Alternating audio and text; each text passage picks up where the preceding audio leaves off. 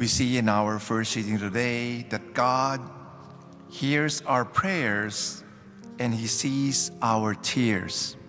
Okay? Hezekiah was having a terminal illness, and the prophet Isaiah went to him and says, "Thus says the Lord, set your house in order, for you shall die, you shall not recover." And what happened there was Hezekiah turned to the Lord in prayer and said, "Remember now, O Lord, I implore you how I have walked before you in faithfulness with a whole heart, and have done what is good in your sight." And Hezekiah wept bitterly. Okay? And then the Lord told Isaiah, "Go and say to Hezekiah, the God of your ancestor David, I have heard your prayer. I have seen your tears.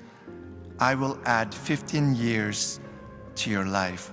And that's what happened. You know, the sign given that will happen was that God will make the shadow cast by the declining sun on the dial of Ahaz turn back 10 steps.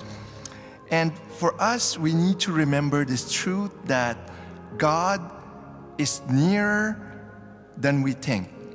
The struggle is sometimes we feel alone because our union with God is invisible. We don't see God. That's why when we're going through trials in life, we feel alone. We don't think that God is near. We think that we have been abandoned. That's why the grace that we have to ask is to ask God to open our eyes so that we would see Him in everything. The more that we are aware of His presence, the safer we feel. That's why when we know that God is there, we need to bring to Him all our concerns, all our fears and anxiety.